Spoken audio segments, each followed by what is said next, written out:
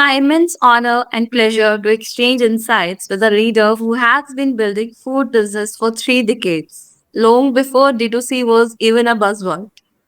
A mechanical engineer by training, he channeled his engineering mindset into food processing, holds two process patents, and describes himself as a formulation hacker. Please welcome the founder and CEO of Ariha Foods Private Limited, Amit Vaishnav. Welcome, sir. Thank you, Pooja. Thank you for the kind introduction. And it's a pleasure I'm to be with you. interested. Yeah, thank you. Thank you. It's our pleasure to host you. And I'm interested in knowing about your story, how you blended engineering and food processing together. Well, being an entrepreneur came almost naturally when I left home at the age of 17 to pursue my engineering. And my dad was in the government service and central government. And obviously, in those days, in 70s, the 60s, 70s, salaries were not much. And it was difficult. We were a large family, four brothers. And so when we branched out, each one of us was on their own. So when I got into engineering, I got a seat in the national entrance test and got a rank and got a field of my choice in Baroda, the MS University. And I had to almost start from the first semester onwards. I had to start funding my own education. So you had to be entrepreneurial. You had to start doing some job work, get some money. Fortunately, education was not too expensive, but still was a lot of money. In those days, it cost us $2,000 a year as college fees, and $1,000 a year was the mess fees. But that 3,000 was like in millions today. It's like very difficult. But Monday to Friday, I was at college. Friday, Saturday, Sunday, I was running a job work printing business in another town that's in Ahmedabad. So Friday nights, I used to go to Ahmedabad, and Saturday, Sunday, pursue that and get back on Monday morning. And this went on for the entire 5 years, and I got a lot of entrepreneurial experience. And then when I finished engineering, I thought I'd set up a mechanical engineering industry. But it so happened that, when you're young and you don't have a mentor to tell you, although we had one of those, I got a large loan from the Gujarat government. We got large industrial land allocated, Okay. reasonably large, about an acre plus, which is right behind. At that time, what was coming up as Vatwa Phase 4, and that was bang behind the what is now the Nema factory. So it was a large piece of land, but weak knees. I decided not to pursue that because you don't have capital, one, because you come from a point where your savings are minimal. Right. And one said, okay, let's do something else. So in that something else, we started a fiberglass molding workshop and a small industry. And we started because in those days they didn't exist. People were making such electrical boxes, etc. And that was all that they used to make. Right. But putting engineering to use, we did something which was molding the surfaces on both sides, being uniformly, molded. Not many people in this part of the continent were doing that. And there were two computer companies in India. One was Hinditron and the other is DCM. So I went and found that, they used to import uh, these computers and all, which was like in those days, 286 computer used to be bigger than a dining table, and the monitor used to be 35 inches big, and Right. used to be a cathode ray tube. And they used to import just the cabinets for about 2.5 lakh rupees each. So I went and made a proposition to them saying that why don't you give me an option? I'll make it for you. They had absolute disbelief. They're saying the world's best plastic guys are there. What are you going to do? Absolutely. What are we going to do? Because I took a sample along Okay. and came back a week later and gave them a sample. They were like aghast. He said, how did you Right. do it? But it was only one side finished. He Right, said, "Can right, you do it with two-side finish?" I said, "I can." He says, "How long will you take?" I said, "I'll be back in a week's time." So a week later, I had given them the product. They fit it, and they were like pretty satisfied with everything. And right, that's the time when I got my first order from a consumer. And for somebody whose family had never seen a million, that was right. 15 lakh of rupees as a single payment, as an advance. Okay. So suddenly you freaked out, and your scale of thinking went up. Right, So the right, market does that to you. So I got out. Friends of mine who were making Onida TVs were bang across in Bombay in the industrial right, estate, Nanda Bhavan Industrial Estate. So we went across, and I said hello to them, saying, "Hey," I say, the guys opposite gave me a check for 15 lakhs. "Hey, we've been trying to break into them. We've not been able to do. What have you done?" So I said, "This is the right, cabinet I make, etc." They said, "Hey, yeah, this is great. Why don't you join us and sell our TVs?" Something of that right, sort. right, So in about a month's time, I pivoted to selling marketing. I said, "Okay, I've done this. Now I need to do more."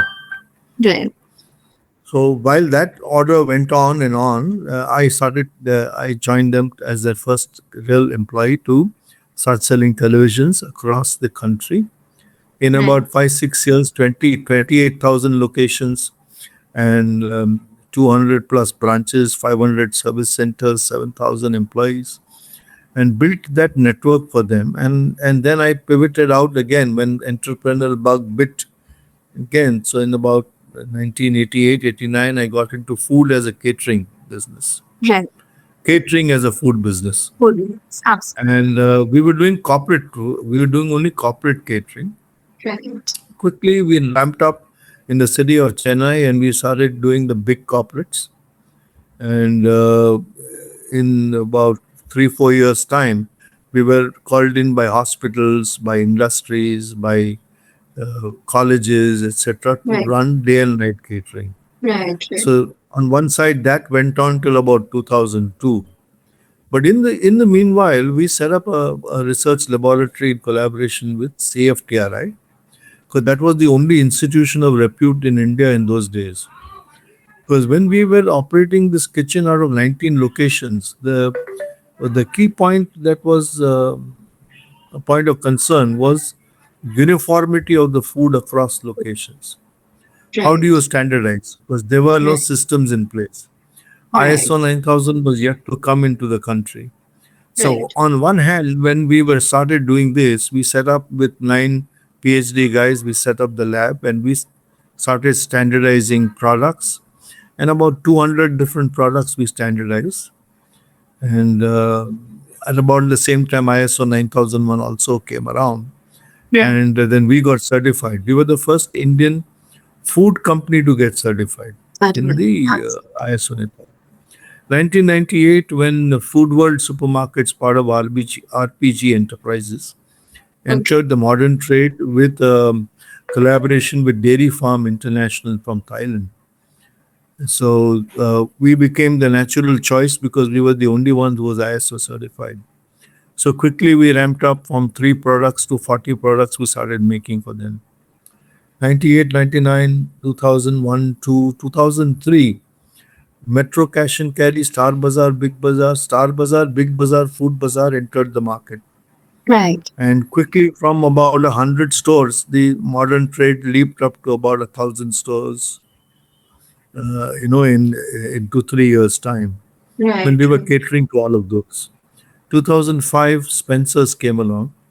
right, Our reach by then had reached about 10,000 stores in the country, and we were making the private label for all these brands. And we started making brands for people like Archie, Ruchi, Lion, Bambino, Salsalito, Tiffy. We became the preferred research partner for a lot of people who were entering the Indian market. right, Also, the market, they said, was known to us because we were dealing with so many consumers across the country. right, Well, all this was fine, and from there, we started supplying to the armed forces in India and the armed forces missions of the UN across Iran, Afghanistan, Sudan, South Sudan, Kenya, Somalia, etc. It's about 980 missions. We were doing about 40 products. One container a week used to go to some destination or the other.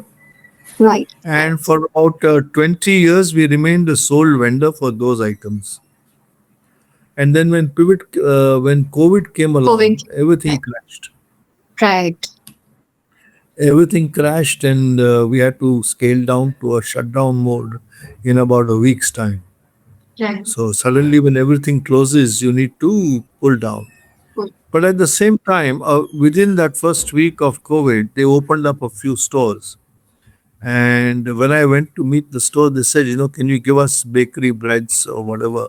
So I said, yes, we can. We have the equipment. He says, how much? So I said, as much as you can make. Right. So I said, okay. So next day onwards, we had residential staff. So next day onwards, we were in the market supplying to the Chennai market. It was about 100 stores in the city. We were doing from 6 a.m. to 11 a.m. In my car, I had to deliver because nobody was allowed on the roads. Right. The cars were not permitted. Correct. So Right. I had a special permission for special services. In the first round of the lockdown, very few people came out on the road. So you could move in your locality, go to the store, and come back. Come back. That's all that you Absolutely. could do. But Right. we were fortunate to get into that mode, and then our brand got established. Right. That was not just enough. We thought that we should do something more. So we got again back into a research mode. And we thought of doing something which was low glycemic index. Right. So half of India is diabetic or potentially diabetic or weight challenged. Right. Challenge. Today, Right. more and more people are leading a sedentary lifestyle. Right. Right. And particularly in the younger generations, sports has lost its space in their day to day routine. So more and Right. more are getting weight impacted. Right. Right. So we thought that we should have something which could be beneficial for all these people.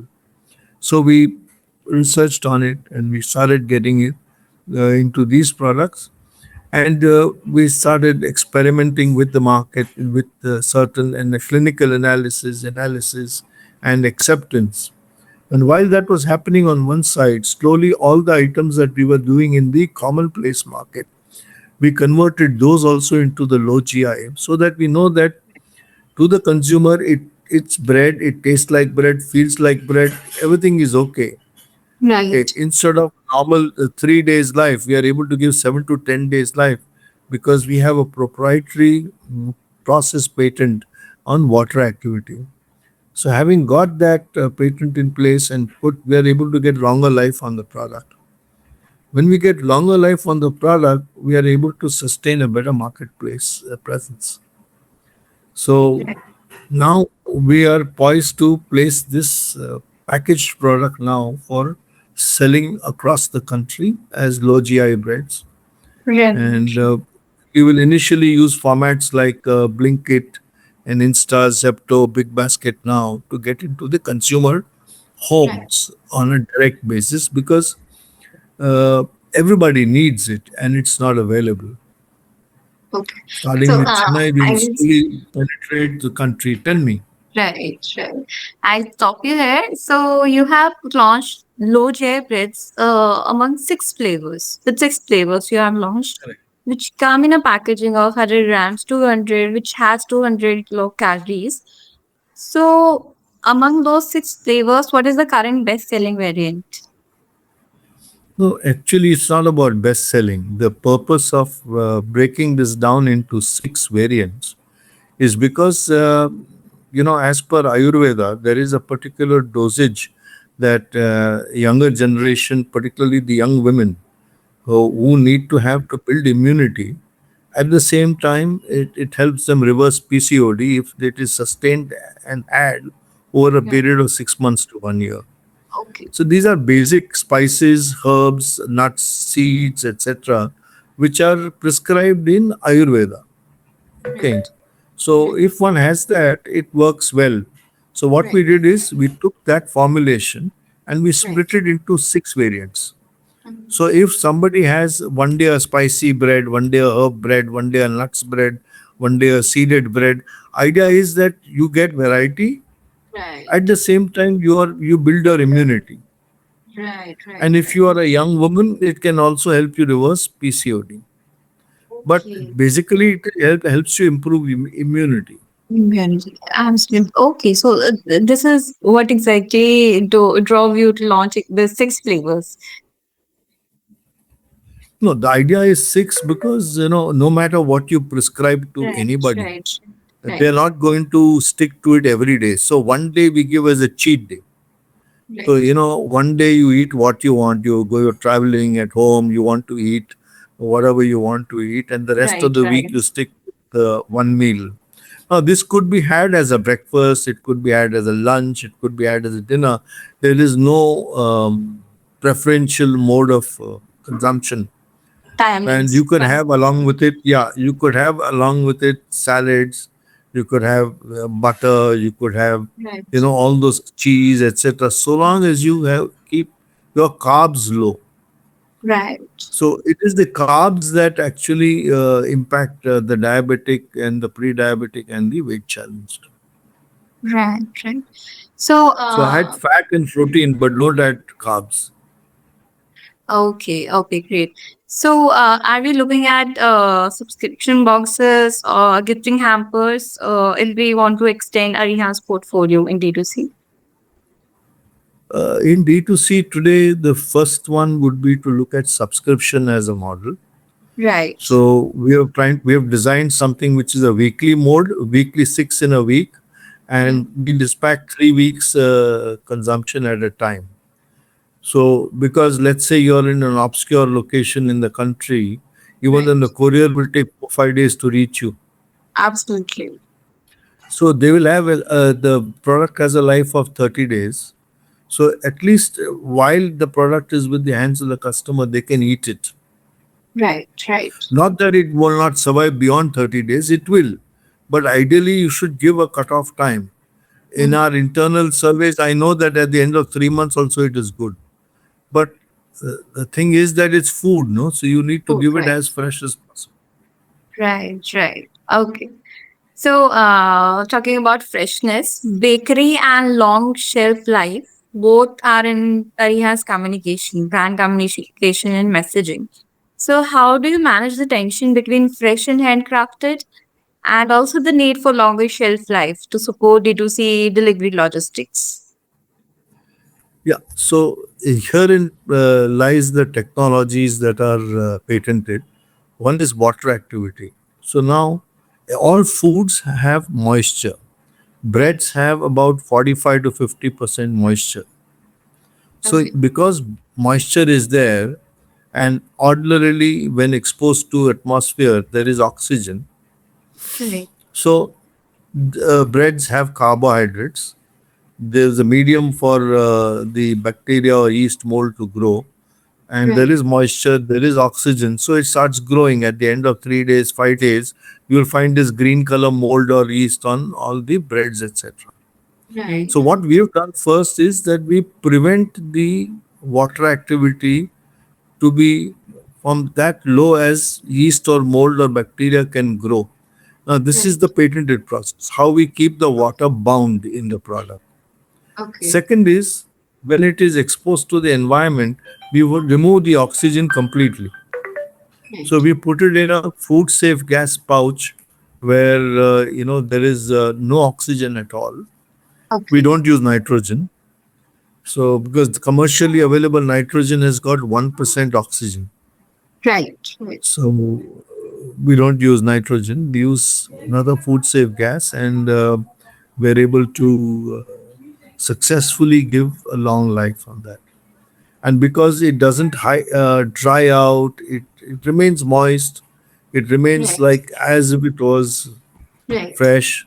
And like you take a loaf of bread from the market, you could either toast it, you could microwave it, and if you microwave it, it becomes extremely soft. Right. It's like just fresh out of the oven. Okay. That's soft. Okay. Okay. Nice.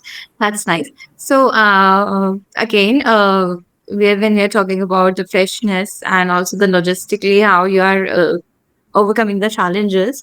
Uh, you mentioned once, like there is never return or damaged products. Yes. So can The you reason is explain that that? we don't take back any returns on the market, Right, right, or because I firmly believe that you shouldn't you sell your products. And last 30, 40 years, we've been selling, but we never took back anything from the market, because taking it right, back means you're bringing some amount of market garbage into your unit. right, Because it's a right, return, you don't know what environment it's been in. And if it's microbially spoiled, then you're bringing bacteria into your urine, which is not a good idea. right, right, So, as a principle, we say that, you know what, we'll supply every day. We can satisfy the need every day instead of giving you so much that you need to hold it and then it face a spoilage. Let's say that if you needed one bottle of water every day, right? So you might buy two or three if you want, if you're worried about supplies. But imagine right, if I gave you 500 bottles, definitely by the end of a month or two, you'll have some problem in those bottles. right. So don't oversupply a Okay. product. Even like water can get spoiled. Right, right. So a very simple tactic, but impactful one. Absolutely. Right. So, how are we using digital channels such as Instagram or Facebook to create community around Ariha or to create a community of health conscious and adaptive We friendly? yeah, we haven't started building the community per se.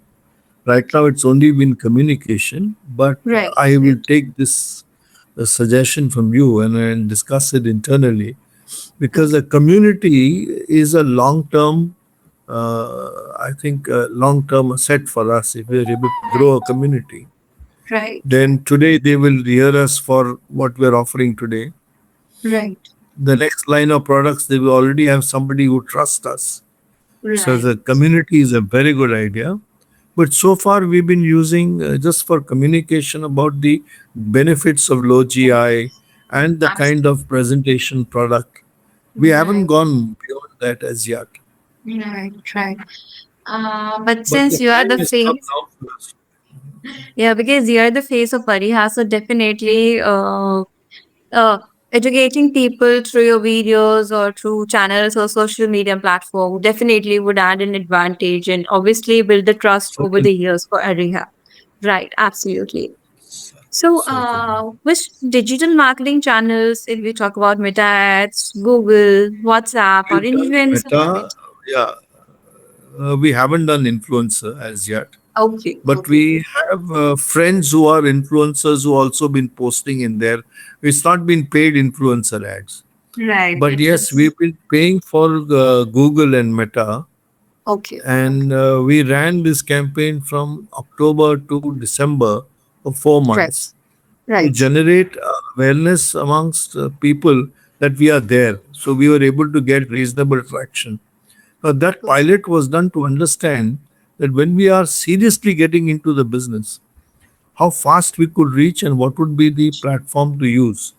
So Right. that analysis is now with us, so we can tweak that. Right, right. Okay. So what does the future looks like for Hariha? If we talk about product offerings or we talk about market expansion. We'll talk about market extension first, because today we are looking at getting into Blinkit, Insta, Zepto, Big Basket Right, now initially at Chennai. And right, as and when we are able to penetrate into these cities, right, every month we will open up a nearby city in South, right, right. which could be Bangalore, Hyderabad, Madurai, Coimbatore. We will be in this area for 6 months at least before we venture out into Pune or Bombay and Okay, right, Nagpur and those kind of things, or Gujarat, and maybe right, another 6 months before we go to North India. right, The reason is logistics, no other reason. right, That is in a planned, phased manner. However, because we are on social media and our website will have a cart which they can buy. It is Right. possible that as a spin-off, we might be getting orders. So we've Mhm. tied up with logistics partners and we can actually deliver all across India. Now, be Okay. it an Amazon, Amazon shipping has their own shipping vertical. There is Right. Shiprock, there is delivery. We've tied up with all these people. Right. Okay. So while that is done and the website is ready to go live as soon as we say yes for Blinkit, which should be this month. Right. So, and in terms of market expansion, in terms of products, today it is low GI, but simultaneously we are working on several related products. For example, there are in cookies, low GI cookies are there Right. because people eat a lot of cookies. Yes, Bread's absolutely. market in India is just 55,000 crores, but the Mhm. cookies market is larger, much larger. So Right. we need to, work on that. Then there is the protein bars. Today, Right. most of the protein bars that are there in the market are either high energy protein bars or they are so called low sugar or no sugar bars, but they have Bus. got Right. sweeteners added. They've got bulking agents which are also absorbed by the human body. Right. So we're going to make a little tweak and a change there, giving a high protein bar there. Similarly, we started work on high protein bread also. Just a Right. minute. Huh? Sure. Sure.